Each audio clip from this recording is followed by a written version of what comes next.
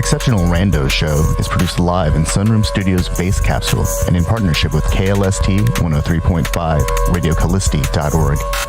Remember to catch our Exceptional Randos live stream on YouTube every Sunday between 2 and 4 p.m. Eastern Standard Time. And if you have a story, idea, or question that you would like to share, we want to hear from you. Thanks for listening. Well, that was random. Exceptional Radio. Hey, good afternoon. It is the 27th, and we are on the heels of, well, American independence, as it were. And we're also a couple of weeks out of, no, we're like a week and a half out of Juneteenth, which was, ceremoniously added to the list of national holidays. Which I'm still kind of confused about why it took so long, but it's not my place to make those kinds of analysis, I guess. In other words, or in other news, they found another body in the rubble of that Miami condo, and it looks like construction projects all over the country are starting to shut down. New York just shut down 300 construction sites over safety violation concerns. So, it sucks that it had to happen, but maybe this is the spotlight that we needed to get people to actually think about our aging infrastructure and buildings. Yeah, this is a wake-up call, I think, in that we've been talking about it on the podcast many times in the form of this is the big nothing. And I think one of the issues that is occurring is the entire framework of how we perceive ourselves comes crashing down if these things happen to the richest people in the country. Yeah. And what we are seeing now, we have, as Americans, prided ourselves for so long on being the quote unquote number one country in the world. This is scientific proof that we are not, in fact, the number one country in the world. And further, it is a demonstration of, even though this lexicon is outdated and racist, there's no other way to describe it right now. This is proof that the United States has descended into developing nation or third world status. Either one, in that let me frame it this way. When the richest people that live in a country are subject to their living quarters collapsing because the people that built those living quarters exploited both sides of the contract and used cheap goods to build an overpriced living space, then the poorest people in the country are not going to be subject to any better conditions. So this means that when the people who have the most money in this country are subject to these living conditions, we are no longer what we would consider a first world country. And that is the realization that comes with that is why our media has limited the number of deaths to 9 so far, as if the 159 missing people, or I guess 158 now, are just magically going to show up. Because if this had happened in India, if this had happened in China, we would be seeing images and videos of the cleanup efforts. We would be seeing children crying. We would be seeing the people running around looking for their loved ones. But guess what? Because it's not our country, they're acting like that shit didn't even happen. That news has damn near disappeared altogether. So, it's like that shit didn't happen. So earlier this afternoon, you shared a pretty interesting search result on Zillow. If you look at Chaplin Tower South condominiums, the sister tower to the building that collapsed, there are listings up that range from $700,000 to $2.8 million, almost $2.9 million practically. And so these aren't cheap. This isn't affordable housing we're talking about. This is like a luxury tower condo. People are paying out the wazoo for this, and they're paying for decrepit structures that were built, probably not up to code. There's probably some oversight that was just not done properly. And now we've got a building that collapsed. Yeah, and here's the thing. This is what here's why we are the exceptional randos. This is what people are not discussing. Best case scenario, the absolute best case scenario is that the weapons test that took place off the coast of Miami is just coincidentally timed with this. The worst case scenario is that the weapons test that caused the earthquake is directly connected to this. Because in that situation, the United States just bombed its own fucking country, people. Holy if crap. that's the case, and nobody's framing it like that because they're fucking scared. If you make people realize that our government might have just accidentally bombed a bunch of fucking rich people and killed almost 200 super wealthy people on accident, that's some fucking horrific, like almost worse than 9/11 shit, because they did it on accident or they did it on purpose. That's even worse. So this That's building's even only worse. That building's only 40 years old. It was built in 1981.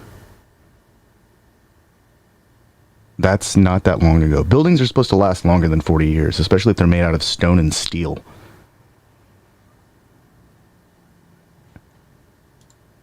I mean, that's just nuts to me. There are buildings made out of limestone in Indiana that are ancient compared to that, and they're still standing. We know how to build structures. We've known how to build structures for, out of stone and metal for quite a while now. We've got buildings in New York and in Chicago and in Detroit and in every major city in America that have been standing for longer than 40 years.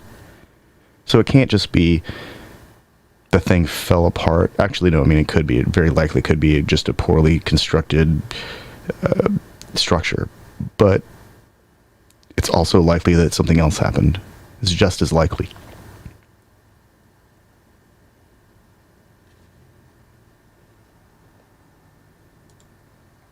Yeah. The fact that the cheapest 2-bedroom is over $600,000. That was the cheapest one I found. And that's where I'm saying, when people are paying $600,000 for a fucking 2-bedroom, 2-bath, and that shit collapses on them in their sleep, that is no longer a first world country. Is this the best capitalism can bring us? Is this your capitalism? Oh, man. Is this your best and brightest?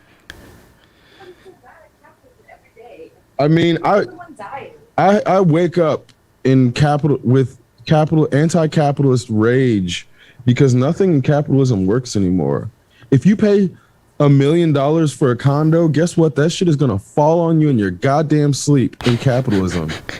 But no, capitalism's the best thing ever. It's the best system in the fucking history of man. But it will kill you in your fucking sleep, in your bed. Well, that's what capitalism does. Capitalism only cares if you can help generate more revenue stream. There's got to be some kind of commodity, otherwise it doesn't work. Something has to be a consumable good, or a product or a service that's worth something. Nothing just exists in capitalism. That's why art can't exist within a capitalist framework.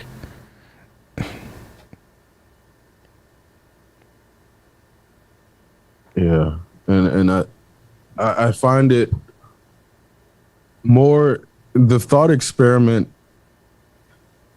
If someone has something creative to express, can they do it without someone trying to make money off of it? I've been doing that little thought experiment for a few weeks now, and I'm convinced in capitalism it's like near impossible. Well, and it's funny because I mean, you can design things and design right. Well, here's things the can thing. have artistic principles applied, but at some point it's a product. Are you familiar with the happenings? I think we've talked about the happenings before. We've talked about them before, but Yeah. I think the happenings are the closest, and Dadaism for that matter. Yeah. There are a few things that get close to doing things for the sake of doing them, but in doing them, they almost have to destroy them at the end. And Christie's has even figured out a way to monetize that. Yep. So that's where, I mean, like, it's a fun thought experiment, but within capitalism, I'm not sure if anything can be done that is of quality without someone trying to make money off of it. I don't even think it needs to be necessary It quality. doesn't have to be a quality either. Yeah, but, it could just have intrinsic. It has to have intrinsic value of some sort. And I think what ends up happening is that we end up with very well designed objects that mimic art a lot of the time. Yeah. I mean, and not to say that a machine someday won't be able to create a sculpture that is impossible.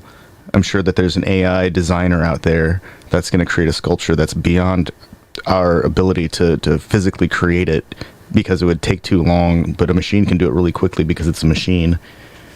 Just like furniture, really. But I think once we get to that point, it's a designed object. A lot of the things that we think are music are really just sound design, and they sound like music. And there's a lot of visual art that's really just, I mean, I don't want to devalue it, but it's really advanced graphic design. I mean, brilliant, truly spectacular graphic design or visual design. But at some point, it's just a product for sale, and that's kind of the part that sucks the soul out of it. I think you can't just make things. Can't just do something unless it's got some kind of perceived marketable value. It's crazy that that's where capitalism takes us. Yeah, and I think that's kind of where the notion that you can't produce anything without it having some intrinsic value from someone else, that is inherently a limiting factor on creativity, because then those same people will say that this is the most creative output because people are motivated by money, which obviously is not true. I think once people succumb to the will of the economy, the mythic economy that breathes and reacts like fire, and a flood also, and a tornado, and a lightning storm, all of the natural disasters. Once people get involved in that whole cycle, I think there has to be a conscious decision to desire to make a product as opposed to expressing creativity. Yeah. People have to make that decision. Well, that's not entirely true. I mean, Britney Spears has been essentially forced to work for the past 20 years, and now she's trying to fight for her freedom. But that's different. She's made millions of dollars. She had one of the most successful residencies in Vegas history, and big kudos to her for apparently being unmanageable and needing all this conservatorship while she maintained an entire recording career and a residency in Vegas and a tour. I think she probably is one of the hardest working people in show business right now, and going to court. Holy crap. But yeah, even at some point, she is part of the cycle, and she is either making the decision to continue to be a part of the music industry that creates products, or like a lot of musicians, they recede from the public eye and they do their own thing for a while, and sometimes they release something new that gets attention and people are really excited, or sometimes they release something that they want to create for themselves and it's critiqued as a departure from their earlier work. I'm actually I kind of enjoy listening to new music from artists that I've that I'm familiar with and have expectations from, because it means that they're growing, and that it's, you know, it's okay to grow, and it's okay for taste to change, and that it's actually a good and desirable thing to have, to experience.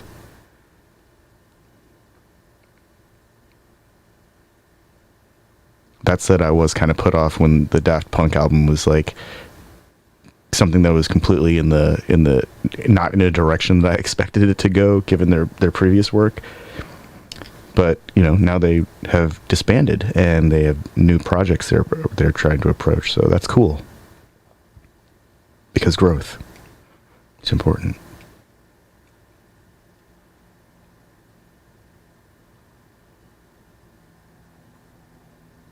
Well, and then you see people who get rich and then their art starts to suck, like Kevin Hart.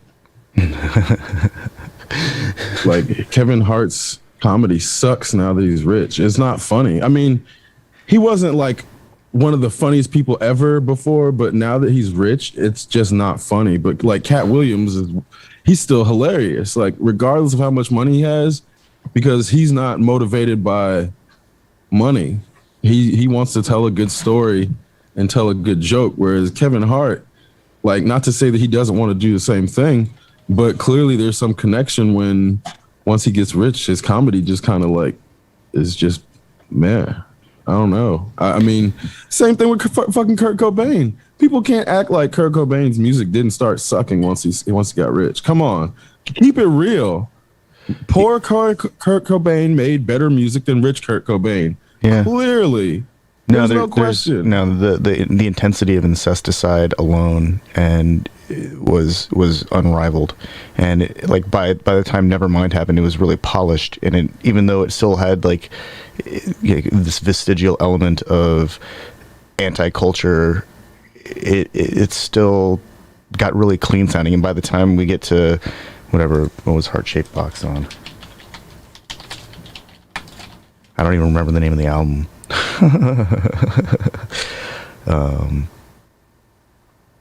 Maybe that was it.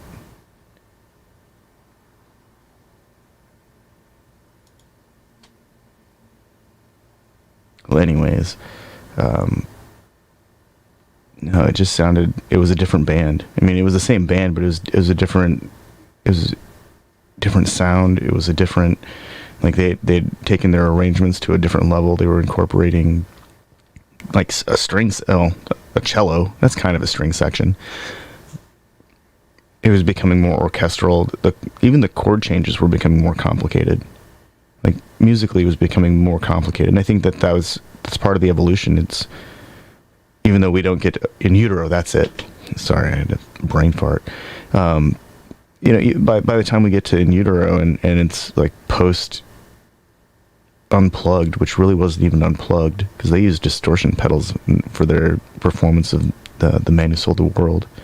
Like, even that is I feel like that's practically a different band than the first versions of Nirvana that I heard. But a lot of bands it's crazy because Dave Grohl isn't like that though. Like, no, Dave Grohl's amazing. Yeah, rich Dave Grohl is no different than poor Dave Grohl. One person who did change a lot was their bass player. He became like a congressman or a state representative, I think, for Washington, which I think is pretty cool. Yeah, it's you know, it's funny. At the same time, obviously, as someone gets older, they're not gonna be motivated by the same things necessarily, but that's like Zach De La Rocha, for, you know, just as an example. Dude was motivated by Raging Against the Machine. His rage has not gone away, so his like lyricism and emotional expression through his music is no different now that he's like famous and has made a ton of money.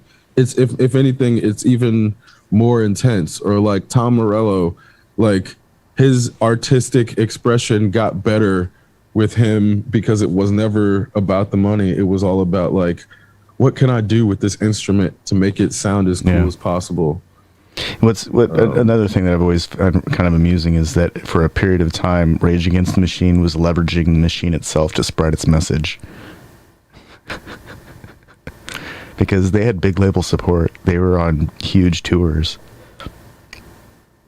I mean, they made a huge pile of money for the machine itself, but jump ahead 20 years and people are playing their music and not realizing what it actually means and then getting mad about it. So I think that's like a sign of social aggression, to be completely frank.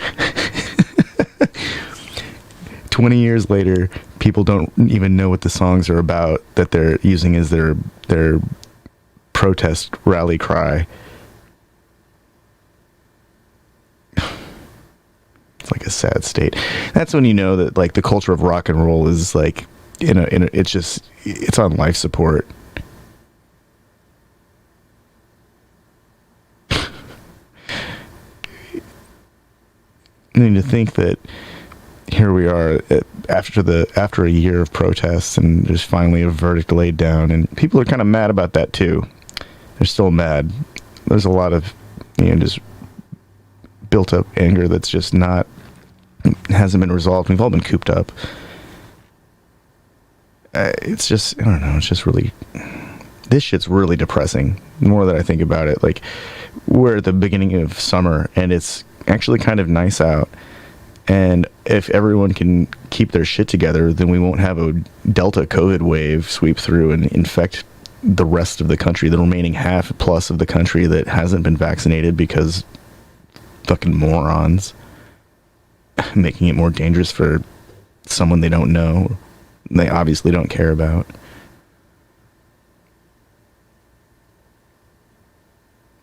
And it's already here. It's already gone around the globe. It's just building up. Right as mask mandates are lifted and social distancing policies are being relaxed. It's like it's all over already, but it's not. I actually think a lot of that is due to just COVID news exhaustion. People, yeah. Well, and these news cycles exhaust on anything, whether it's like COVID or the building collapse. Yeah, it really is. Like just when I look for Chaplain Towers, Florida, like it's just endless feed of people being sad or a picture of someone's grandparents.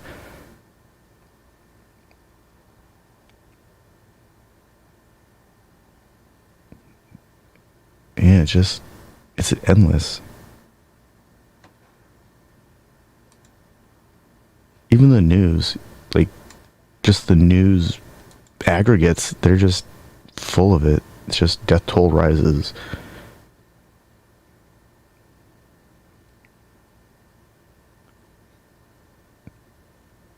I really wish that I understood structural engineering on a deeper level, because when I look at this, all I think is, what could have possibly gone wrong with a steel building? These things are supposed to be built to last. Steel buildings are supposed to withstand all sorts of,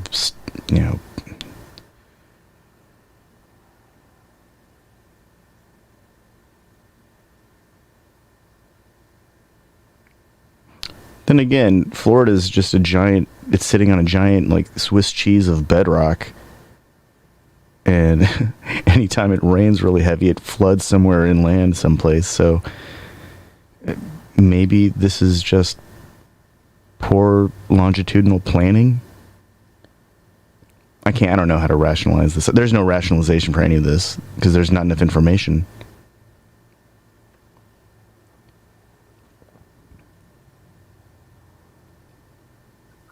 I think part of it too is when we're confronted with our own mortality through news stories about mass death in which people have no agency, it reminds everyone that we all could suffer those same fates, and people constantly want to avoid that thought instead of running into it head on. Yeah. I think it's not comforting, but knowing that at any point an asteroid or a meteorite could strike my apartment and I have nothing that I could do about it. You have to have some capacity to let go to those random events. And once you let go, then you don't think about them all the time because they're out of your control. So it's counterintuitive, but in a way, addressing these types of it's not random events in which chaos ensues and the person has no agency over their own survival. Running away from those thoughts doesn't make one more mentally resistant. It feels as if running away from it reduces the tension, but it just makes that person less aware of their reality. Mm. Yeah.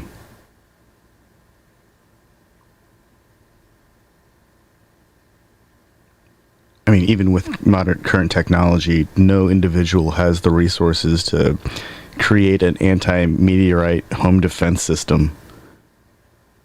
Well, maybe Elon or Bezos or Bill Gates, but two of them are trying to get off planet. So, Richard Branson, he could do it, but he's also trying to get off planet.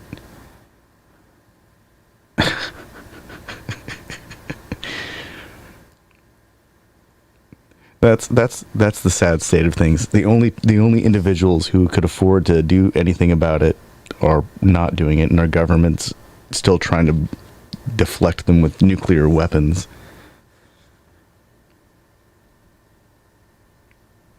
I don't know. Did you read about the test where they shot a harpoon into the comet? No. When was this? It wasn't too long ago. I read about it in passing a couple of weeks ago, and I remember thinking, like, I wonder what that actually accomplished, because I'm pretty sure that if it's big enough to be a comet and it's big enough for a probe to essentially land on or fly relatively, or at such a relative distance that they can launch a harpoon into it, I don't think that harpoon has enough mass or force. I don't think there's a way to generate enough mass or force to do anything to the comet. Maybe chip a little bit of away. It just seems like a really, I mean, that's like, it's how I came to the realization that we don't have enough, we can't send up enough mass to deflect something meaningful. And we don't really have the ability to get anything to those objects. I mean, we have to launch a satellite and do a bunch of really complex math to figure out, when to launch it so that it'll meet up with these things using our slingshot. And that's not really a good system to get any kind of payload to some kind of incoming object that's going to cause serious damage to the Earth. I mean, it's nice to think that we can launch a missile at something in somewhere outside of the Earth's orbit, but I don't think we can even get something. I don't think we can really intercept things like that. How do we even? We don't send nuclear bombs into like deep space. They're actually pretty big. I don't know. This is the kind of stuff that makes me wonder what the hell's we're doing in space even. Yeah, we don't really know what we're doing in space. Space is such a different ocean for us to sail and navigate, and we want to look at it in the same way as our terrestrial oceans, but it's so much more hostile and so much more foreign that we need to develop an entirely new science in order to approach it. I mean, we have developed an entirely new science, and in that, what I'm framing is that there are maybe less than 10,000 people on the planet that know rocket engineering well enough to build the vehicles to take people to space. And I think in that we have a false sense of our collective accomplishments as a species, in that because someone else can go to space, we feel like we're technologically advanced. So this is why when we have Bezos and Musk sending things into space, we collectively want to take credit for it. But in reality, they are leaving us behind. And I think it's a delusion of collectivity that people want to associate them. Like, if you're not in either one of their personal friend circles and they don't know you, you don't exist to them. You're just a means of helping them get off planet. And the way that they are leaving us all behind, but making us think that they're one of us in the process, it's obviously an illusion and a sleight of hand trick in order for them to be able to extract all of the value from us that they possibly can before they leave us behind. And that's kind of where, you know, I see through their tricks. I know what they're doing, but it's funny to see people cheering on Elon and Jeff as if they drink beer on the weekends together or some shit. Oh, man. Do billionaires even actually have friends? I mean, I don't know. I'm sure they associate with other billionaires, but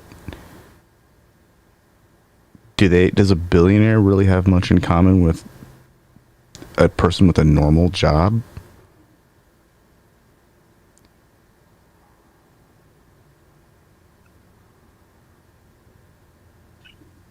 No. And you know, my thing is, I think it's funny because billionaires are in these golden handcuffs. And what's funny to me is the notion of what billionaires do with their time and regular people's minds is probably so drastically different from what they're actually doing in reality. I think Elon Musk probably works 100 hours a week or some shit. That dude doesn't have free time. You and I have more free time than Elon Musk. We hang out more. We have more time to ourselves. We have more time with our families. You have more time with your animal. I doubt he even has an animal. Like, the way that you and I there's an animal that lives in his house that somebody else takes care of that he occasionally interacts with. Yeah, exactly. The same with his kid. He doesn't father his kid. Somebody else raises his kid because he's always at fucking work. Somebody else is tucking his kid into bed at night because he's still down at the fucking SpaceX or Tesla factory. Someone's like, "It's okay, Kyle. Daddy will be home soon." And probably not Grimes either. And that's what I mean. These people become so wrapped up in attaining more money that they many times don't actually enjoy life, which is why they then demonize people like Kanye.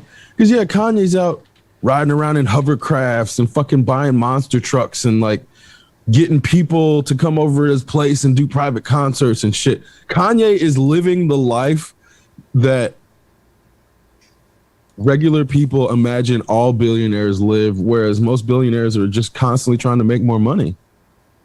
They have some fucking palladium handcuffs and they are stuck trying to make more money and they never get to enjoy that shit. Like, yeah, they might get to go out on a yacht 1 or 2 times a year, but guess what? They're not living on a yacht. And that's what regular people imagine rich people doing, is like living on yachts and just constantly having someone serve them, being like, "Oh yes, bring me grapes, feed me grapes." It'd be so hilarious to see how many rich, like super rich people don't actually get any time to themselves. Like, and I don't pity them, but I think it's funny that they'll end up dying and never actually enjoyed any of that money that they made. It's hilarious. Well, Bezos' ex-wife is donating billions and billions of dollars left and right. It's it looks because like she can't donate it fast enough, bro. Yeah, I know. Like, that she made something like some like tens of billions of dollars last year Yeah, just she by can't sitting donate on it it. fast enough because of the way that our economy is rigged so that rich people don't have to do anything and their money just sits and makes money for them by exploiting other people through algorithms. Yeah, she can't donate it fast enough. So there's nothing noble about what she's doing. She's just slightly less of a douchebag than her husband, her ex-husband. That's all. There's nothing noble about what she's doing. Nothing. And the fact that we even know about it, we shouldn't know about it. She should just be doing that shit in the privacy of her own billionairedom. Yeah. She has $57 billion. She could give away $56 billion and still be a billionaire and still have 1,000 times more money than a millionaire. But guess what? She only gave away 8 because that's the way her money works, so she can let it accrue more, so she can give away 8 more next year. Everybody's gonna pat her on the shoulder. Oh, you're such a philanthropist. Meanwhile, she made 40 more billion from her fucking dumbass money just sitting there exploiting Americans who don't know math. So fuck her and her husband. Fuck both of them. I don't give a fuck about how much money. Like, honestly, fuck both of them. Yeah, I'm glad she did it. But I'm not fucking congratulating. I'm not patting this fucking super wealthy exploiter on the back for giving away a portion. These are the crumbs of trickle down. Here you go, plebes. Here's a now slight. sing songs in my name.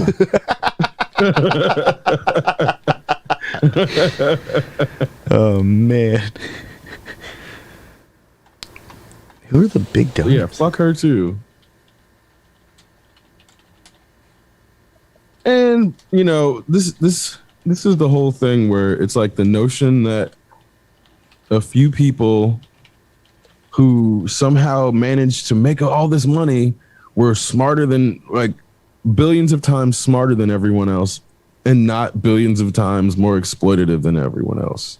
Somehow our society has made it seem like these people are super smart and they're just so creative with money that we just can't fathom how they did it, and not that they're just evil fucking exploiters that are willing to take advantage of people with children who have to pay their bills that might end up homeless if they don't make enough money. But as long as they donate it at the end of the year, it doesn't matter how many fucking parents that they put out. That part don't matter because they're the billionaires that keep America great, keep us the #1 country in the world. Yeah, they may not have the safety to sleep at night either, but guess what? They're saving America from communism and socialism. If we had socialists, your house might collapse too. So out of the top 5 American philanthropists in 2020 gave out a total of $20 billion, with Jeff Bezos coming in at #1 with $10 billion, followed by Mackenzie Scott at $5.7 billion, and then Michael Bloomberg came in at 1.6. And you know, that's just the top 3, but that's like 1% of the U.S. economy or something like that. This is just what's the U.S. economy? Yeah, that's like 1%. Well, and I'm thinking about it. Like, bro, this is okay. This is the same type of epidemic. I don't even know what to call this. Like, an epidemic is the only way to describe it. We're going to have to fly in structural engineers from around the world to do assessments on buildings. There's no fucking way. There is no way we have enough qualified people to check up on the American infrastructure in the time that it needs to happen before. Like, I mean, we already have bridges falling apart. That shit happens weekly now. Yeah. That shit happens fucking weekly. We do not have enough structural engineers in this country to audit our infrastructure quick enough. We're going to, like, and that's what I mean. they're gonna have to fly in French engineers and people from Dubai, and they're gonna pay them out the ass when we could just be building a bunch of new engineers and paying our own children to become structural engineers. But that's fucking socialism. We can't have that. We gotta have private industry take care of it. God damn it, somebody's gotta make money if we're gonna fix this problem. Well, toll bridges. Somebody's gotta profit. Toll bridges. That's what's going to happen. And I'm sure that the toll bridges that's like the modern troll bridge. You got to give exactly what it is. You got to give the gold to the troll keeper so you can cross the bridge. You know, historically, trolls are killed with fire. You can only kill them with fire. I'm not advocating that people go set toll booths on fire. That's absolutely the opposite of what I mean, I'm not saying don't do that. I promise this story is 100% true. I got to a toll booth on a long trip, and I only had a debit card or a credit card or some shit and didn't have any cash. These motherfuckers would not let me through. What? They would not let me through because I did not have cash. And I had to sit there and wait. I don't even remember how I fucking solved it, but I just remember and I had to piss. It was like one of the worst. I feel like I was held hostage on an American highway briefly. And that's where I'm like, Americans just let this shit happen. They just let this shit happen. They haven't. If you get to a toll booth in your own country and somebody doesn't let you through because you don't have a fucking piece of cotton, you don't have a fucking piece of cotton with some old white man's face on it, they won't let you through? Are you fucking kidding me? I'm not being held hostage in my own goddamn country. Are you serious right now? And then fucking people or country or cities and states like New York want to charge you like $7 or some shit to go in and out. Like, man, nobody wants to fucking come in your goddamn state. If anybody's coming in there from outside, it's because we have to. Nobody wants to fucking come in your dumbass state. So fucking overpriced everything, fucking $10 bottles of water and shit.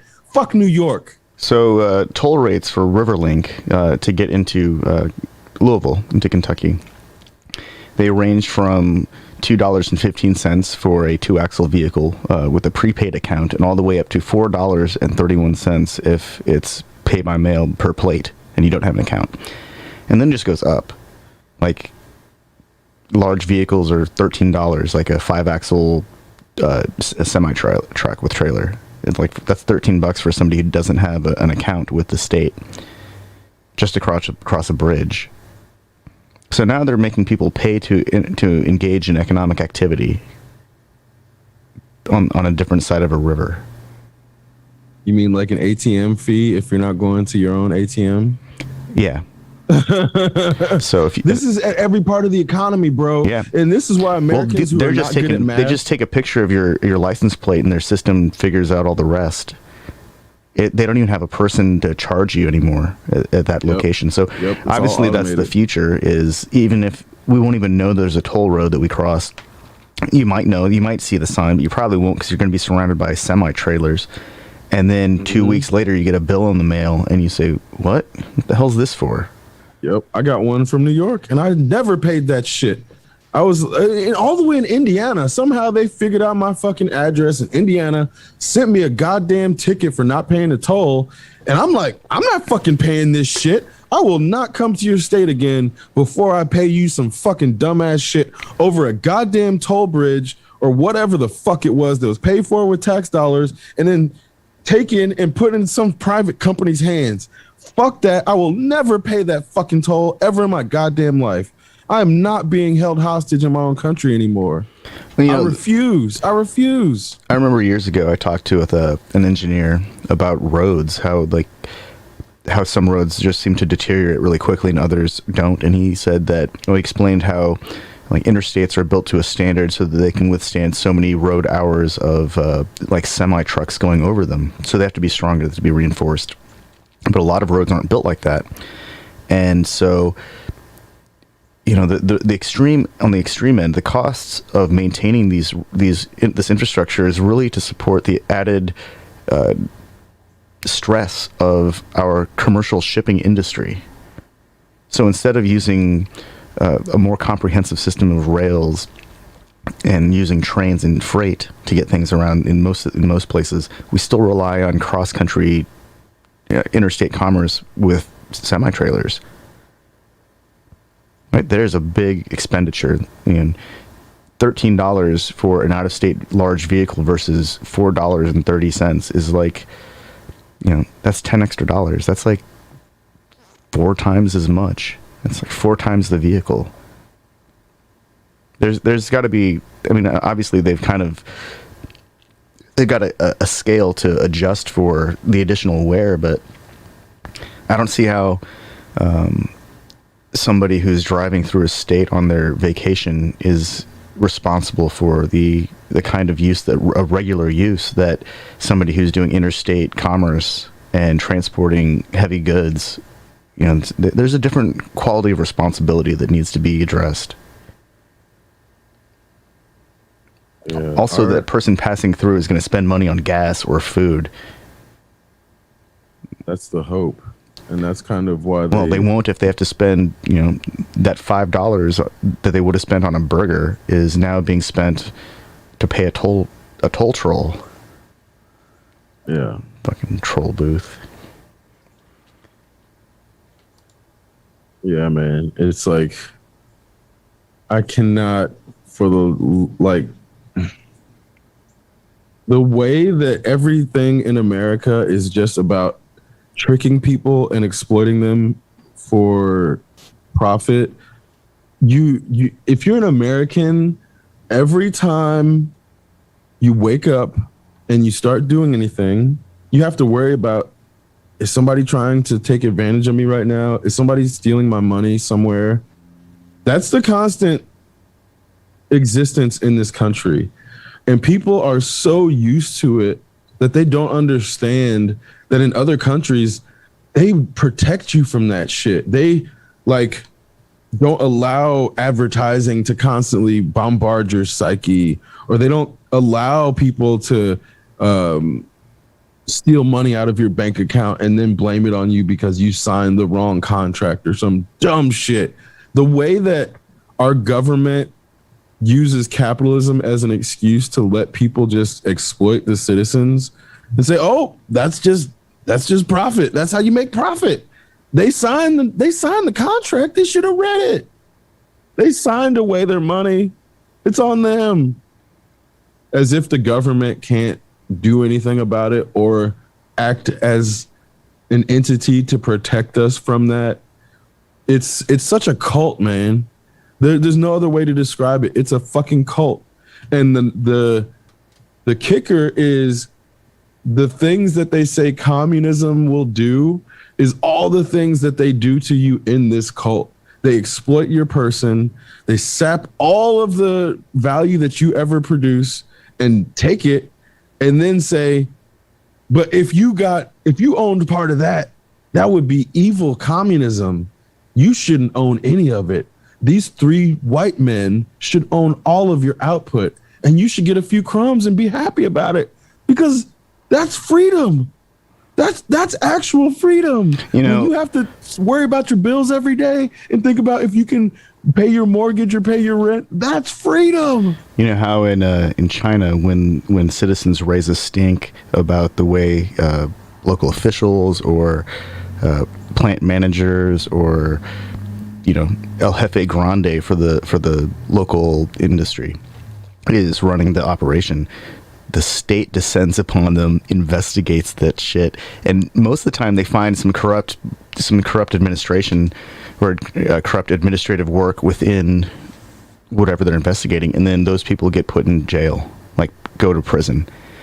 And a lot of times the complaints, at least within Western media, they focus on people being unjustly persecuted, but then they don't follow up with the rest of the story, where it's revealed that they were in fact embezzling or they were treating employees poorly, or the imagery or the content of employees being treated poorly is used to reflect the entire body of China, when it's really just an example of a really shitty factory plant manager. And then, of course, all of this stuff is delivered by people who can't read or speak or understand Mandarin. The way American media used to run stories about that type of stuff, shaming China, like, or Africa, because I remember reading stories about, this governor got caught using below par construction materials in Nigeria or Uganda or something. Shame on them. Look at these developing nations and their people exploiting the contractors. Look at them. They're taking people's money and using subpar materials to build their buildings. That was like 2 months ago. 2 months ago, that shit was still happening. I wonder if they're going to still do that type of shit. Because it's real crazy when the type of stories that the media has used to make other countries look lesser than become common occurrences in America. The way that they have to, the way that they are not willing to show live feeds of the rescue crews and what's happening now, and they're not showing the little kids faces all covered in rubble or dust from the rubble and crying and shit. These are such classy framings of what's happening. And it's like, why don't they do that with other places? Why are they so quick to use the most graphic, most candid, most dehumanizing shots when the same shit happens in like Turkey or Syria? So at one point, a former premier of China, this guy Zhu Rongji, visited Shaanxi province to look at these, a dam that failed and buildings, and he described it as tofu construction. And so the state initiated a investigation, and they found that there was significant amount of corruption within all of these construction projects, and the state went after those motherfuckers and they put them in prison. That's what's supposed to happen. Yep. People get injured, somebody's responsible, they find them and they put them in prison. I get the sinking suspicion that nobody's going to be punished for the oversight that allowed a entire luxury condo to collapse. I'm not a gambling man, but I feel like we should open a betting pool to see if anyone's going to jail, and I'll put my money on no. I don't know about you. My money's on no. Yeah, then that would not be a good betting pool if we're all saying no. Somebody's got to be dumb and naive enough to think that somebody's going to jail. We're looking for an optimist. We need at least one optimist. Yeah, one naive optimist, at least. I mean, preferably with a bunch of money. What's sad is that for the cost of just a small condo in that building, and when you multiply that across 180 people, let's just pretend that it's really only 90 units, because minimum of 2 bedrooms, hopefully, right? Like 90 units. That's 90 times. That's like 540 million. Holy shit! Isn't that? Yeah, there's somebody made billions of dollars off of this complex. That's $63 million worth of property of condo units at $700,000 times 90 units. Like $63 million. Someone's if this doesn't result in investigation and some kind of something, and that's a sad state to be living in when 180 people die, and that's a lot of money. $63 million is a lot of fucking money.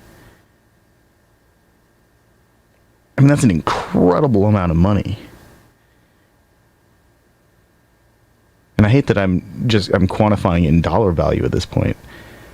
But if 180 people who had enough financial resources collectively to have $63 million worth of luxury condo to live in, there's no like investigation that results in something meaningful, or there's no like longitudinal examination of existing projects and old buildings, and then nothing is gained. Everyone's just standing around rubbernecking and looking at the accident. I mean, is there even I'm sure that there's been something's been set up to help to raise funds or something for the victims of the Chaplin Tower incident, but I mean, but they're rich as fuck. Do they really need more money to, you know what I'm saying? So this is a weird one where it's like, then you're going to have poor American people donating to a fund to help rich people because they're dumb and they're easily manipulated yet again. And Flint, Michigan still doesn't have proper pipes. Associate Cares earmarks funds for Chaplin Tower South condo collapse relief efforts. So, God, sometimes I just really hate this country. Sometimes I just really can't stand it. Like the fact that people in this country will be so quick to throw money to help rich people when they're like down. They're not even, I mean, they're okay. Obviously people are dying and this is not like an optimal situation. They're not financially struggling. These people are not financially struggling. They do not need financial help. But the way that Americans want to just make themselves feel better, I gave $20, I gave $5, I did something. You fucking dumbass. It's not going to bring anybody back. It's not going to bring anybody back. So guess what? Keep your fucking money or give it to somebody who's still alive and like actually needs it. So I don't know, man. I just can't stand these empty fucking gestures that are meant to make people feel better about themselves, that don't actually do anything but put more money in rich people's pockets somehow. Like somehow you have Americans feeling better about themselves for giving money to rich people right now. That's because they're part of a cult. That's what happens when you're in a cult, man. If you end up feeling better about yourself for giving money to a person who doesn't need your money, you're in a cult. Period. We're at this really incredible crossroads of information where we have an abundance of information, but we collectively have problems identifying real information versus bad information. I mean, last year there was all sorts of information circulating about hydroxychloroquine, which we know now doesn't do what they thought it would do or what they promised it would do, and all sorts of other misinformation campaigns, like willfully spread by people who just, they want to be a part of the information cycle, I guess. I don't know. I mean, I read as much as I can, and I try to stay informed, but I've often found myself at this brick wall of actual a limitation of knowledge or limitation of experience, or I'm pretty tech savvy, but there are things that are way beyond my ability to intuitively look at and understand, and that's not really easy to admit. But I think that, it's like you were describing, humans have made their way into space, and collectively all of humanity feels like they have access to the technology and that everyone can understand it. But we're not like, this isn't like Star Trek where they teach kids astrophysics in grade school. Right. This isn't Star Trek where you understand warp theory by the time you're in middle school. This isn't Star Trek where, you can fix a pulse modulated interphasic relay by the time you're ready to graduate from high school. Like that just doesn't exist here in this time frame universe that we're in. So I wonder how long it's going to be before historians start to record the effect, the deleterious effect on discourse of social media. Yeah, I'm sure there's already tons of dissertations on it.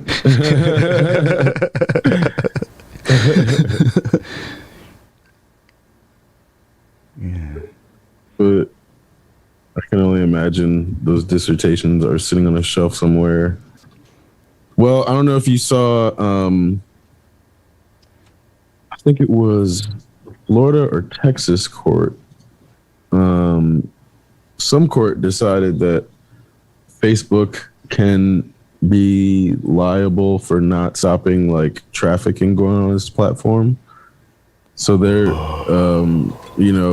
they were trying to use Article 230 to be like, oh yeah, we can't stop everything on our platform, but that's like meant to be like people saying the N word, like Yeah. not child trafficking and shit like that. So, there's this element of, yeah, Facebook is responsible for what happens on their platform. And that's a huge deal. Like I said, I forget which state or. Oh, hold on. I found the article. It's Texas. Of all places, sometimes Texas gets it right. But they're basically like, yeah, it's not a lawless no man's land just because it's a website. Section 230 does not protect the website from having to be responsible for stopping that type of activity. So, it's pretty crazy that we're on the verge of Mark Zuckerberg actually. No, he's not going to jail or anything like that. Well, of course not. There may be some legal responsibility delegated to Facebook. Well, they'll have to pay a fine, and they might have to create some kind of internet panel or organization that is tasked with monitoring and locating trafficking on the internet, and they might be forced. I want to emphasize forced with these air quotes that nobody can see.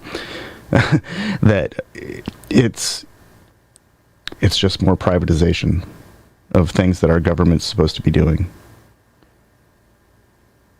At a point, Facebook itself and all social media, for that matter, needs to, if they really want to be this platform of open interaction, they've got to create actual enforceable policy, that actionable enforceable policy, not just, oh, we're going to give this person a 30-day can only read Facebook, can't interact because they said something, because we still want them to create the product that we sell to our advertisers, the sponsors. There needs to be something more concrete, because the idea that I used to think that that internet interaction, like instant messenger interaction, like it would take like 10 minutes of online instant messenger to come close to like maybe 6 to 10 minutes of face-to-face or voice interaction on a phone.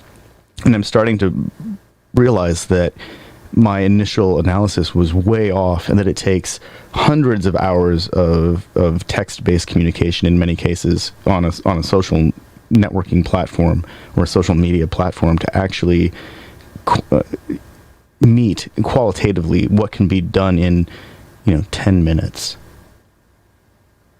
Yeah, it is really different. I work on a forum, and we plan our meetings, or we have meetings and plan our activity, and a lot of that takes place in Zoom. And one of the things that I was trying to articulate is that the nature of communication makes it so that real-time exchange allows for different ideas to be examined in ways that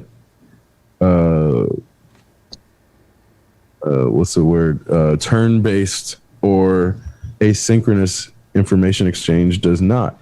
So in that, when we're working on a text-based forum, we have to do at least 10, if not 20% of our work in face-to-face visual and auditory exchanged that is real time. And this is just the nature of information analysis and collaboration, because again, there's different collaborations can happen in real time compared to asynchronous. And in that, there are things that okay, if you can have synchronous communication, there are very few things that actually need physical contact. It's about synchronous versus asynchronous. And the issue is it's difficult for people to be synchronous unless they're in the same room. With Zoom or Skype or whatever, now it's a lot easier to be synchronous at distance, but older people are still averse to distant synchronicity for whatever reason. And I think that's kind of where they conflate on location with synchronous because their brains can't discern the difference. I presume, or they just want control. Like they may just be such control freaks that they want everybody in their presence that they can watch over them. That may be it. I don't know. But the older generation are definitely more averse to distant synchronous work. Well, it's hard to manage a machine if all the parts aren't present, even though they work without being in the same place. Yeah. Which again, that's where computers were supposed to improve the quality. They weren't supposed to enable us to do more. They were supposed to enable us to do, like, you know, to meet productivity goals and then have more time for ourselves. And not raise productivity goals. Well, I think even in that, like, the very basic function of most original computers was just calculations. Yeah. And then at the higher level, they were just encrypting stuff. Like, so in reality, it was still a human making decisions and performing analysis. They just needed a calculator. Right, basically. And in that, we really haven't really been using computing for all that much complex shit. Well, trajectory for a satellite's pretty complex, but normal humans aren't doing that. I don't calculate trajectories for satellites. I mean, they were doing it by hand previously, which is where, I mean, like, even in that, the computing would be like super. It would probably be just checking the human's math in the early days, where it's like, you know, again, we're at this stage where, like, yeah, the computer is going to be calculating the re-entrance trajectory for a space shuttle or something, but a human is the one that created the calculation. And we're still at that point where the computer is basically a fancy abacus.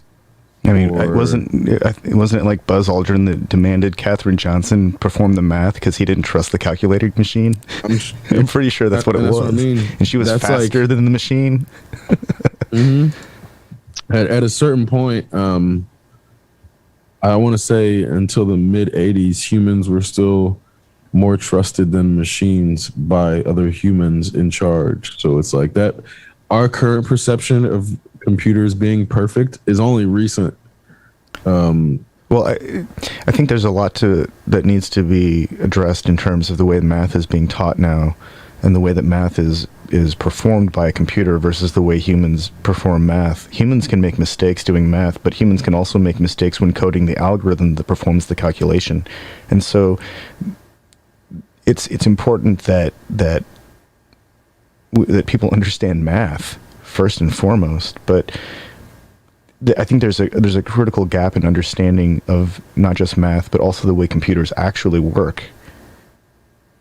We take for granted that our desktop operating system can run browsers with 80 bajillion tabs open while performing video encoding or decoding, and also streaming content and bringing new content in to stream it all at once. We take for granted that they can do all of these things, but there's a considerable amount of math that goes into all of this, and it's behind, the surface of the GUI. We never see it.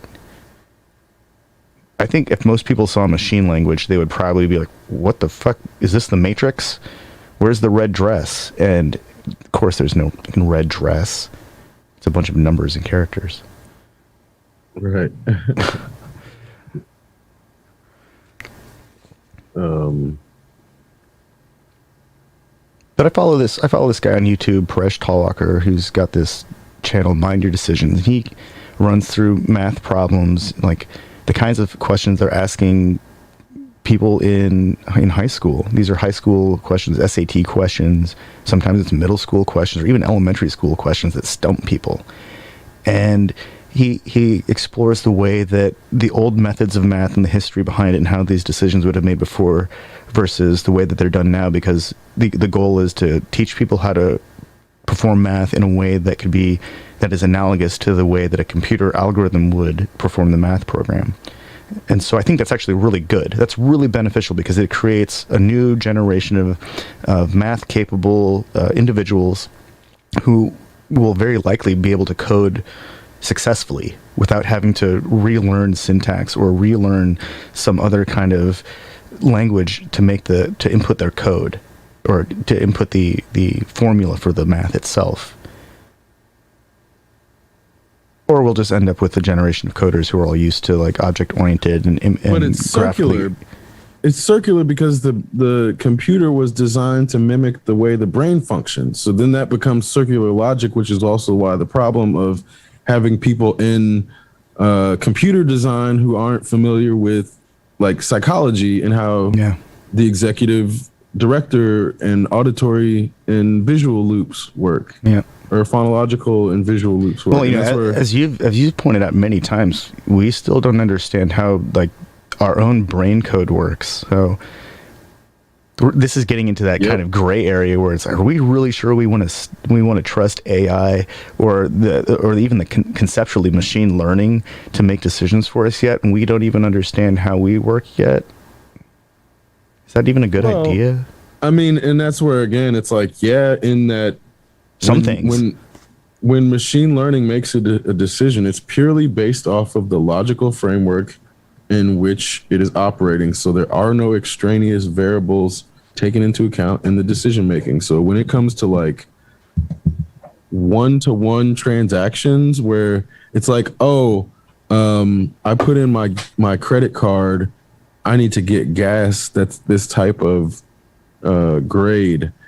The machine learning that figures out which bank you are with, which bank the gas station is with, how much money you are spending on gas, and how many gallons to allocate you. Shit happens so quick that we take for granted the computing power that's necessary in using our credit card to purchase gas. But it takes a lot of computing in that single transaction. So this is where just because it's invisible doesn't mean it's not there, but further, the things in which the way in which we have built our daily operations are so dependent upon math and so dependent upon the math not being evident that now we have a world of math in which people are operating that are not good at math. So it's like, it's a pitfall. It's a pitfall for sure, but it's not even the only one because they're not good at psychology or neuroscience either. Yeah. So then you have people who have to operate and make decisions in this environment in which their entire environment is constructed mathematically, but they're not good at math. So then they basically just become slaves to manufacture consent, but think that they're free because then there's other people who are marketing to them and manipulating their psyche to make them feel like that's okay. So there's all these things at play in which people who aren't good at math, they're not good at sociology, they're not good at psychology, they're not good at history, they're not good at observation, they're not good at gymnastics. They are walking around basically in a world in which they are made to feel free, but they are limited by their inability to understand the very world around them. Hey, you're free to choose anything you want out of this list of options, right? But if you can't read, bro, last night during a fight, somebody had an eye. They got an eye shut. Their eye got shut during the course of a fight, and the ref holds up his hand and he's like, "How many fingers am I holding up?" Fighter's like,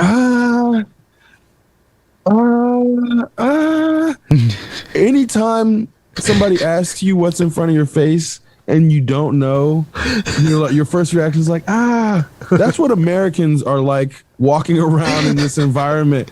Like, people are like, do you think critical race theory is good in schools? They're not really equipped to comment on critical race theory, but you got people wondering if they should have critical race theory in elementary school, which obviously critical race theory isn't taught in elementary school, people. It's like, unless you're a lawyer or in law school, you're probably not learning critical race theory. Apparently, it's incorporated into the studies within the U.S. military. One of the Getz guy, the guy who's been charged with like being a sex offender, apparently he decided to make some big stink and yell at some high-ranking military officials about their study of socialism or teachings of Lenin or Mao or any of these guys that are on the list of big bad, the scary shadow of the specter of communism or whatever it is that they're trying to rally behind. And the official from the military said that they want everyone to be well-read and keep an open mind and be exposed to different ideas. And he said, just because I read the teachings of Marx or read Mao does not mean I'm a communist. Like, and so by extension, like they want people to understand these concepts.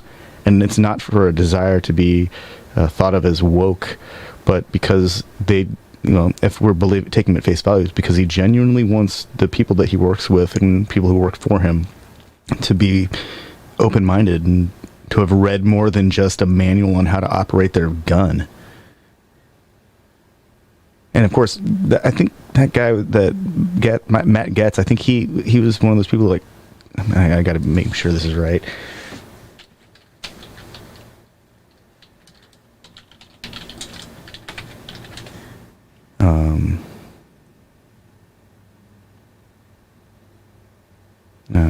I can't remember if it's him.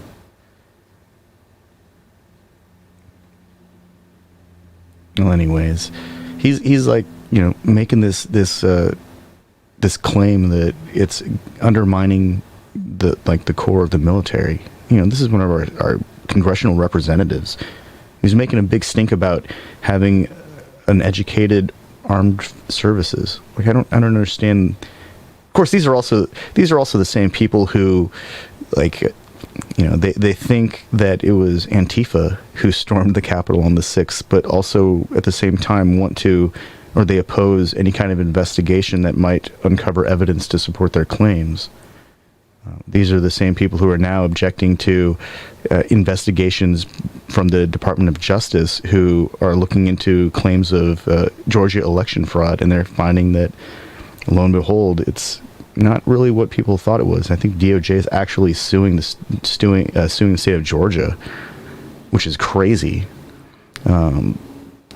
This is the same group of people who doesn't want to wear a mask, but then throws a fit because some mother needs to feed their baby, and it's freaking July and it's hot out, and she doesn't want to put a blanket over her kid and roast the kid. We live in a very conflicted society where cognitive dissonance itself seems to override any kind of logic. And I'm making a big leap assuming that people have some kind of logical foundation for the way that they make decisions. But when I look at the internet and I look at the kind of comments that people make, it's insane. It's just insanity. And I understand the hecklers are the loudest, and they're actually the minority of the group. But because they are the loudest, that's what's reflected back. You know, when I look at the internet, what's reflected back is a bunch of really, it's out of control ideas. No curation of dialogue. It's just a free for all. And at a point, it actually kind of turns me off. It makes me want to not interact with that kind of energy, because at best, all it does is make me feel drained, and at worst, I get actually, triggered or enraged by some witless jerk on the internet who's decided that they're going to explain something that they are clearly not equipped to explain, or not an authority on. Or, I've encountered the YouTube experts so many fucking times, like, it just blows my mind, especially when we actually have real experts who can explain information in a meaningful way, and then 5 minutes later on some news site they create a snippet that extracts the one piece of information that might have made sense in context, and they strip it of context. Yeah, the way spin happens now, I mean, it's been happening for decades, but it's just such a quick and vicious cycle, because even if there is a correction follow-up, it doesn't undo what originally was disseminated. So it's like you can just make shit up and spread it, and it doesn't matter if the correction comes out, because the damage is already done. Yeah. I think, there's a lot with the QAnon stuff. That's people. Oh, it was Matt Getz. He's never been in the military, and he's acting like he's got deep respect for our patriotic military. Fuck that guy. His big stink is he showed nude photos to women that he wasn't in a relationship with. He's telling our military how to. He thinks he's qualified to tell our military how to train its troops, when our military is quite possibly the most advanced war machine that's ever existed in all of human history. That's some audacity right there. Yeah. To your point about spin, somehow this guy who has been, charged with being a fucking shitbird, showing pictures of nude photos to women, and then complaining about the military. Somehow they've managed to spin it like he's looking out for the interests of the American public. That's like what happens when lobbyists get into the seat of power. That's not actually representing anybody. That's representing interest, pure and simple. That's what spin does. It treats interest, private interest or personal interest, like it's public interest, and then next thing you know, it's what we've got. We've got a bunch of lies and manipulative people who are doing exactly what you described. They're manufacturing consent with this spin.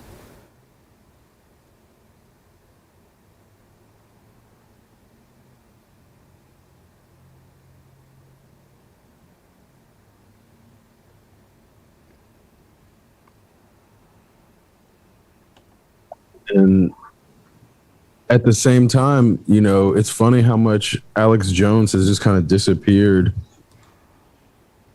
in that spin. Like, he made a career off of spin. Yeah. And now deplatforming works, apparently. I mean, 3 years ago, he was deplatformed from YouTube, Facebook, and Apple, and his private platform was not successful.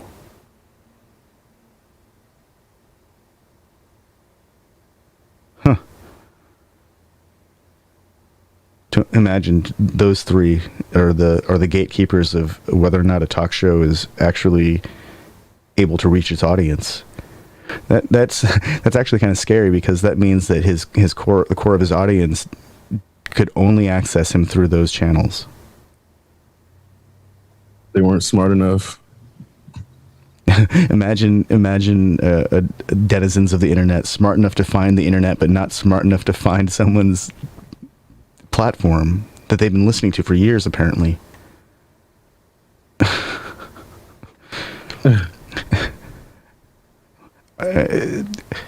Just because you can turn a computer on doesn't make you a computer scientist. But this is the same people that like think that someone who works on computers can do anything with the computer. Like, oh, you design websites? Why don't you build a video game? Yeah. You design websites. Build me a front end editor for this that can use multiple APIs across several different platforms and bring them together to create me some kind of forecasting engine. I'll get right on it. Oh, you build websites? My friend has this really good idea for an app. I should introduce you. Oh, man.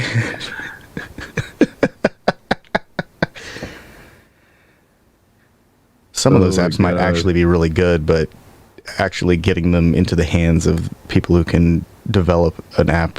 I mean, rapid app development is like the territory of extremely gifted coders who really specialize in that one realm of development.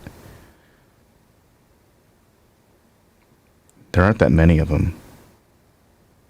Not people who can just knock out a stable app that can do all the things that people want apps to do. I mean, it's still software. It still has to work. There's like app makers now, which is where, again, it's like it makes it much easier to deploy. Yeah. Objects and containers and pre-established libraries that are coded to visual design elements that auto link to each other because they're built that way. Like modular programming. It's cool stuff. I'm not going to lie. But when those things kind of work but also don't, then you're at the mercy of somebody who can decompile and figure out why it's not working, or you're at the mercy of the actual coder that developed it if it's not open source. Then you got to wait for updates to the library. It's not that easy. I mean, it's made to be easy enough that if you can figure out where to get the parts to make your app, you can put it together and assemble it. But I think that social media has definitely put us in this place where we want to believe that this stuff's easier than it is.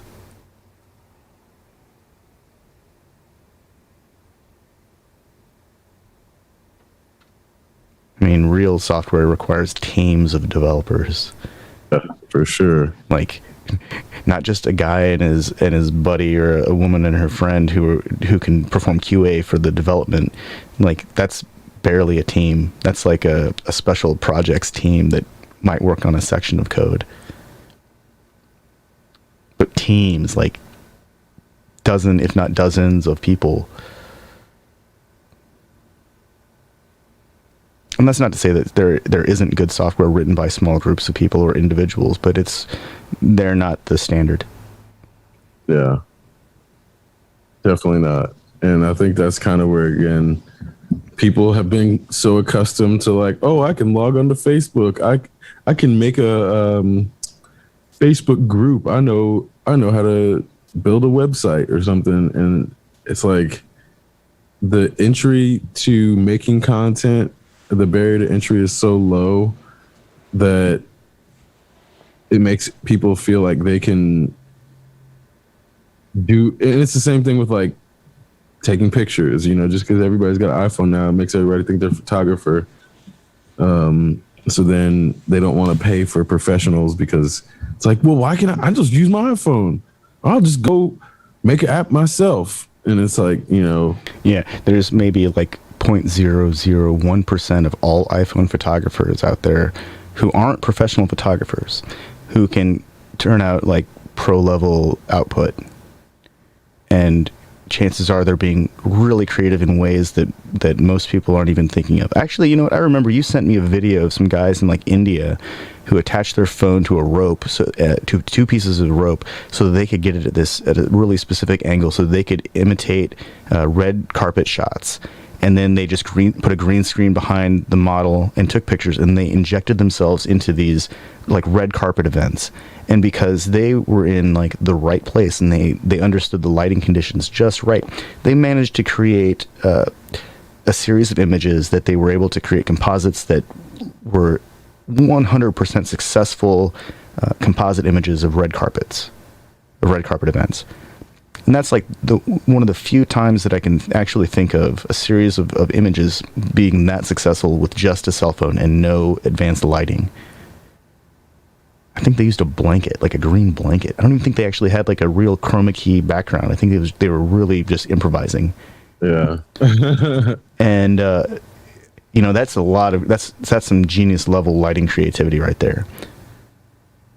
But when I look at a lot of cell phone images, it's just snapshots, and some of it's cool. Like, you recognize one of your friends doing something. It's like, oh, that's awesome. But let's not pretend that that's like high-end photography there. That still requires like a degree of composition that separates photography from snapshots. There's a degree of expertise and experience that goes into separating the wheat from the shaft. And I mean, hats off to software developers of computational photography engines, because that stuff looks amazing. And it really has, in a lot of ways, enabled the casual photographer to get the kind of look that they see coming out of high-end photo processing, but they don't know how to do it themselves. And so they're still at the mercy of the technology. That's like the Kubrick thing, where our technology eventually will return us to infancy. Yeah. I mean, assuming we ever grew out of it, I think that's kind of the false assumption. Yeah. We learned how to use the binky. We never learned what the binky was for. Which again, it's like, yeah, people learned how to drive cars. They never learned how combustion engines work. Yeah. I could probably explain a portion of the process, but there's a point when it becomes a chemical process that is just beyond my ability to explain. I could probably explain it in very loose terms, but it would be inaccurate. And I love cars. I love internal combustion engines. I think it's stuff's fascinating. I think machines are fascinating. But I also understand that as much as I love airplanes or spacecraft, there's a level of education and experience that one must obtain before that stuff actually starts to make sense. And I don't have that kind of educational background, and I'm fine with that right now. I do wish I knew more about airplanes, actually. Well, it's funny because like I took a class on gravitation in like the School of Astronomy at IU, and it was obviously, you're going to learn a whole lot, but in understanding what I didn't know, it does make you realize like, oh yeah, the people who like calculate the reentrance of the space shuttle and shit like that, they're just on a whole different level. And I think where it's like, yeah, you can understand something, but do you trust your understanding enough to put someone else's life in your understanding's hands? Yeah. And that's the difference between somebody who works for NASA and somebody who bullshits on the internet. I think we could boil it down to the Coriolis question and have people explain the Coriolis effect and why that's important in where we place satellites, or even just getting an airplane from one point on the Earth to another point on the Earth at a different latitude. Yeah. Like there are so many things that exist within physics that we don't even consider in that are, well, we don't that don't seem to be considered very much within reporting in the media. Like, sure, we launched some object into space. Let's just gloss over all the really complicated math because that's too difficult to talk about in a one-page, half-page article that no one's actually going to read the entire thing. They're just going to scan over it because they're looking for words they recognize or don't recognize. Well, and it's funny in that the way Americans tend to read stuff, a lot of them do not look up words they don't know in regular life, let alone in something that's going to be academic or scientific. So this also gets to the notion of why Americans don't generally tend to start understanding high level concepts, because they're trained to be like, oh, I graduated high school, I don't need to look up anything else anymore. Well, I can see if somebody spent all 4 years plus the 2 years of middle school studying Latin, that they might understand roots well enough that they could figure things out. But to your point, like, you got to look things up. There's going to be words that aren't Latin roots that get created, and that's where, again, Latin isn't going to make everything accessible. Yeah, Latin does not account for modern neologism, or idioms. Idioms. Well, idioms and maxims throw off everything. Yeah, and that's where, again, like, yeah, guess what? If you're trying to address an idiom, Latin ain't gonna do shit. Yeah. Slang. Yeah. So everything that's based on something that isn't Latin or derivative of Latin. Well, it's perfect. A perfect example would be like data. It's like, well, not only season 1 data, in that you can have access to all of the definitions and all of the etymology and even all of the connections, but unless you understand the connections, they don't make any sense. They're just noise, which is where it's like, you know, they played on it in the first season. It was like the joke, but obviously they had to stop doing it as much because it started to annoy Picard. Yeah. You know, he's like, data, no, not now. There's actually a list of common phrases and idioms from TNG and the original series, but they all are basically stories about data, like a leap of faith or a kindred spirit or a kick in the head, a juggling act, a lick of work, a long face. These are all stories that involve data in some way. Latin won't help for shit trying to figure those things out. But this is also where problem solving. I bet Latin doesn't matter once you leave our solar system. Oh yeah, that's another thing that science fiction really like fucks up. How many non-terrestrial species speak English? Like, for fuck's sake, man! Everyone's not walking even around. Chinese. They're walking around with a universal translator that's so good it can just figure it out. Like, right away. Well, that's why I liked Firefly, because the predominant language in space is Chinese, or a variation of Chinese. That's one of those things that they kind of got right. Got canceled. Yeah, well. Can't have no communist propaganda. Cancel. Let's see. Who was that? Joss Whedon. Yeah. Ooh. Maybe that's why I got canceled. Burn it with fire. No, that was a good Western style sci-fi story. It was the ship and being in space was really analogous to having like a covered wagon and crossing the Wild West. It was fairly two-dimensional too. You know, it's the underdog versus the corporation.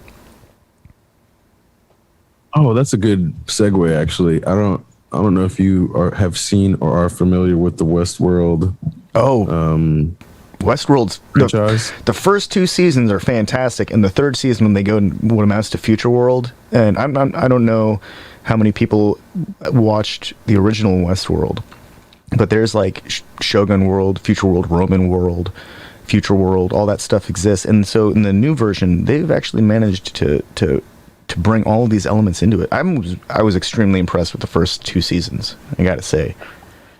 Well, I had watched the first season, not realizing that they were based off of Michael Crichton writing slash the original movies, and then once I like it was like a weird sequence because then I stumbled upon Future World before I like realized that Future World was a sequel to Westworld. Yeah.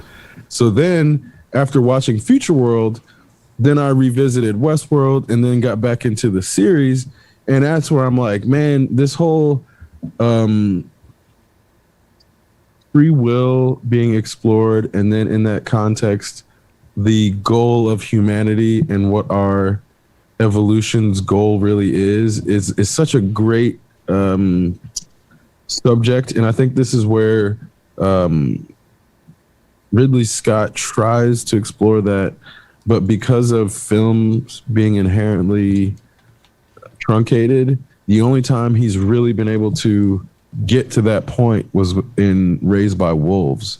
So this is where, to me, Westworld is such a great examination of like, are we the agent of information's evolution into life? And that becomes our role, or can we coexist, or is one meant to overturn the other? So it examines all of these things in a way that I think is really cool, and it doesn't seem to try to give us the answer either. Well, the series isn't over, but the way that they're framing it makes it feel like, at least as far as I can tell, they are not imposing an answer on the viewer and are allowing the viewer to make this more of an exercise in philosophical examination rather than them trying to tell us like, yeah, the robots should win or the humans should win. It's like we're seriously watching reasons why humans maybe shouldn't win and reasons why the robots maybe shouldn't win and reasons why the humans should win and reasons why the robots maybe should win. So it presents all of these things in ways that if you really think about them, they're not giving you a definite answer. And I think that's why it sort of stands out among science fiction stories to me. And it's like, it's a Western, but it's way more than that. It's way more than that. Oh yeah. I have found myself enjoying shows that don't, or stories that don't give me answers, that give me a reason to think about what's going on, that aren't obvious, that leave me, even if it leaves me bewildered and saying, what the just happened? I actually enjoy that a little bit. When everything's, spoon-fed, it seems like, it's like, come on, give me the benefit of the doubt that I can figure it out. Maybe that's a sign that I'm not the audience for that kind of show, though, if I feel like I'm being spoon-fed. Yeah. I mean, I think that's super accurate. And part of that is like, if you look at a lot of Chinese filmmaking, they don't tell you which side to pick. And I think that's where you see a lot of people sort of that aren't Chinese gravitate towards Chinese or Kung Fu films. Like, it's not always Kung Fu, but even in like Wandering Earth, like it's kind of gray morally, like in the sense of like, yeah, they're not telling you which side to pick necessarily, but they're giving you all these different sides. And that's kind of where like you should come away wanting humanity to survive and like, have that perspective, but they don't force you into that perspective in the storytelling. So Well, again. I think the only time they impose any kind of anything close to that is when they show the Americans giving up and offing themselves in the holler and giving up. I mean, but even then, I don't think that is a judgment in that are they wrong? You know what I mean? Like in that situation, I don't think anyone's wrong.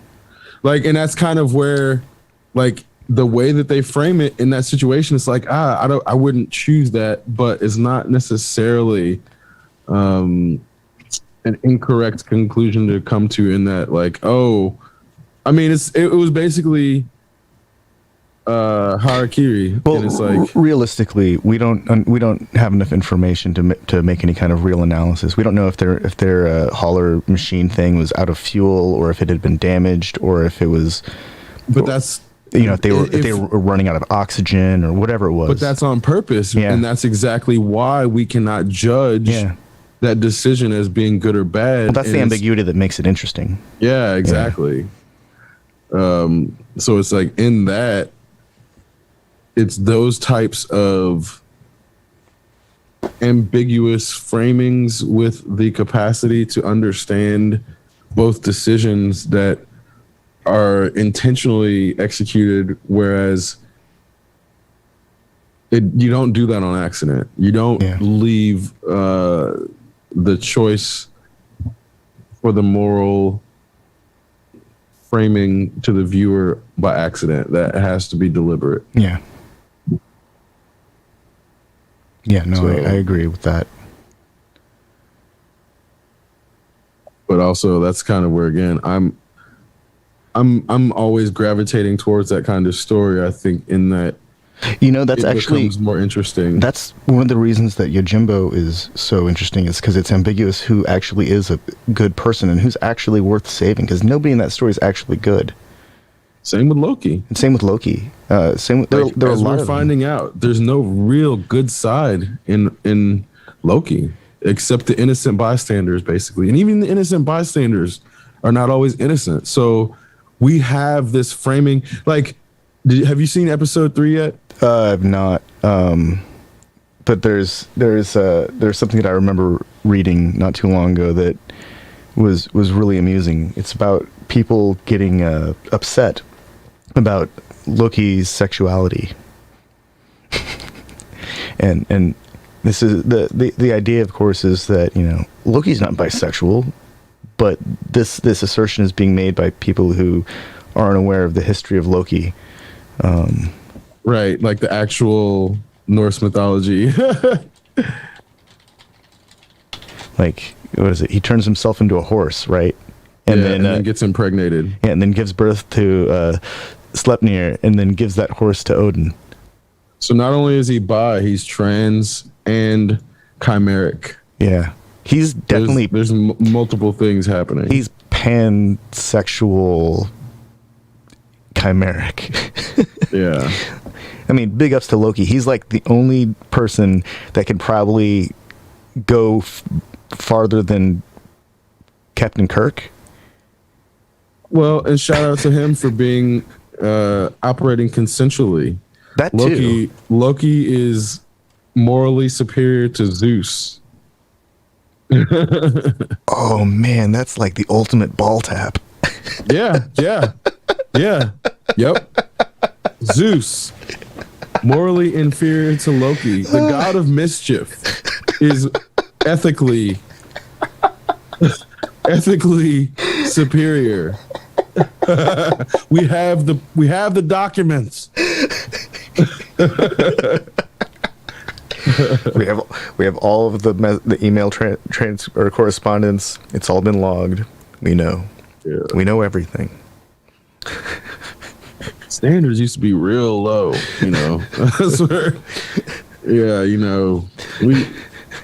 I don't know if we should include Zeus in the pantheon of heroes anymore. Man, how much of Greek mythology wouldn't have happened if Zeus hadn't done all that shit? Right. Like most of it?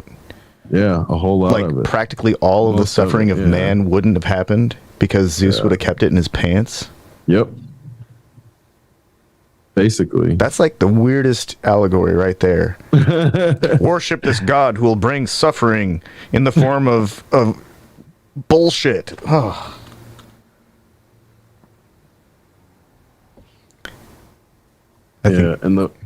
Sorry, go ahead. I think that's the real lesson there, is that we have a bunch of extremely fallible gods that have been elevated to these pedestals where we can't even see them. And then it takes a trickster character to reveal just the moral bankruptcy of their character. Yeah. And it's interesting because in like Chinese mythology, the monkey, the Chinese trickster, like it's through interaction with monkey that everyone learns their strength and their virtue. But here in this framework, we got a Norse trickster who's revealing that Zeus is just a piece of shit. Yeah. I mean, even down to when they're making jokes in the MCU about the Norse gods, like identifying themselves as gods, and then like Captain America being like, I'm pretty sure there's only one God and he doesn't wear whatever, you know, and it's like they're making these jokes about it, but at the same time it's like, well, which one can you see though? I'm pretty sure Loki's right here, Thor's right here, Odin, he could be right here. Dead, he could be right here. The Odin force is real. So on the one hand, they're making jokes about it, but on the other hand, they're showing you the other. So it's like there's a lot happening in that too. Yeah. And they're not omnipotent or omniscient, but they know a lot and they're powerful and they're willing to do things to save people. They're not just willfully standing by and letting existence dissolve. Well, and I think I don't know if it's necessarily a problem, but in that in the Marvel universe, we have infinity and eternity. Yeah.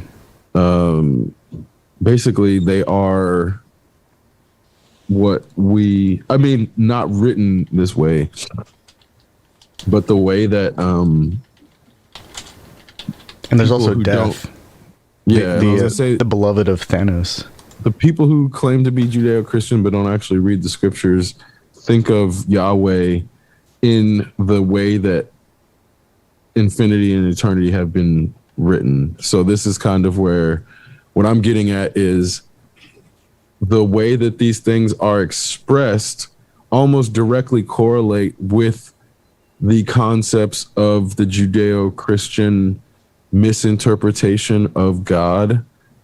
But in that the Marvel writers are aware enough to make enough differences so that if you try to say, is infinity and eternity God? And they'd be like, no, this is clearly this universe's or this multiverse's being.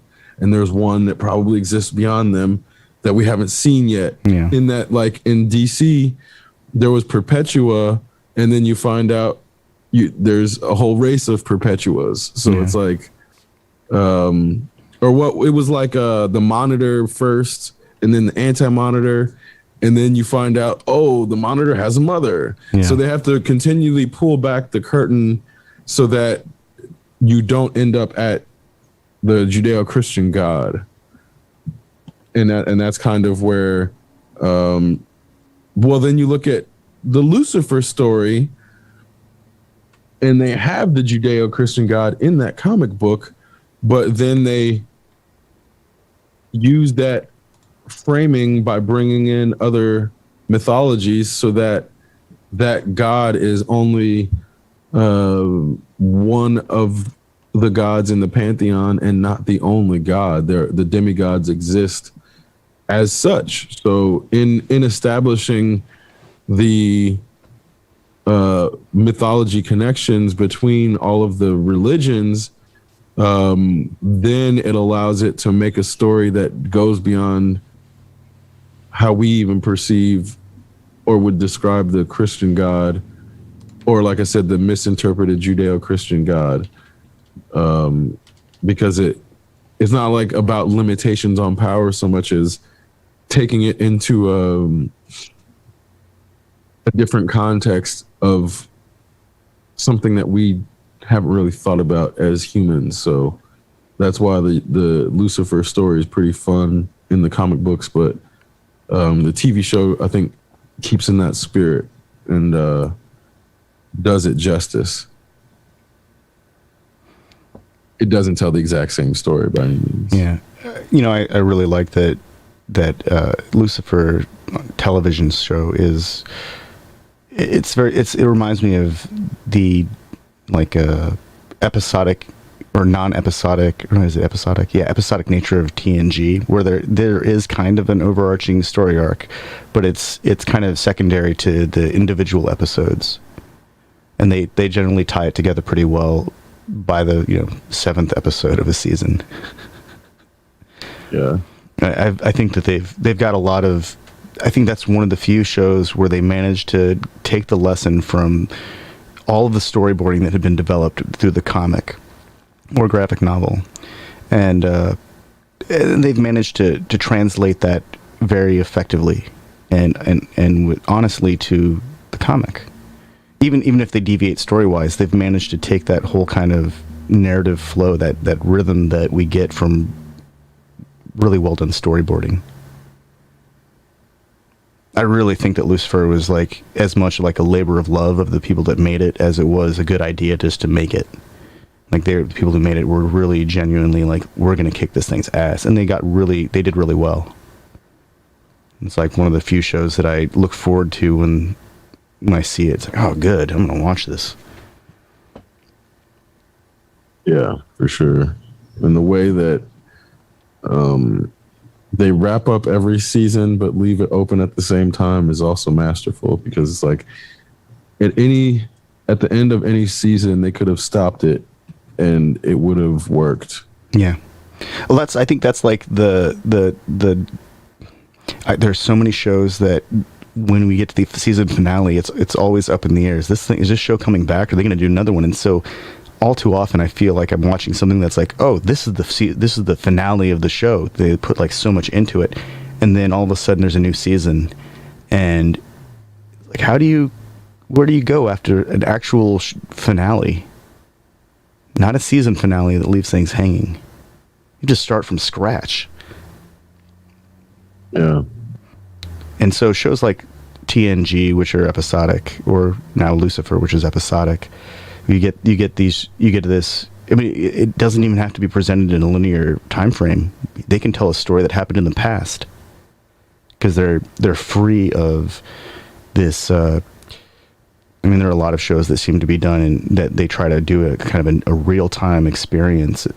I know it started with 24, but that whole style of visual entertainment they've been doing it for 20 years now, and it's just, there's a lot of running and a lot of breathing and not much actual dialogue, interaction, or character development. So when we get shows that actually take the time to tell good stories and to deliver us good characters, or at least interesting characters, that's not something to be taken for granted.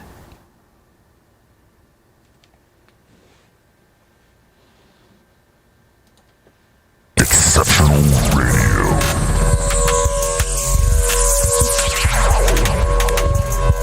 Exceptional Randos Show is produced live in Sunroom Studios' Base Capsule and in partnership with KLST 103.5, RadioCallisti.org.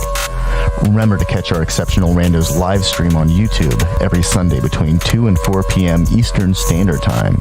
And if you have a story, idea, or question that you would like to share, we want to hear from you. Thanks for listening. Well, that was random. Exceptional Radio.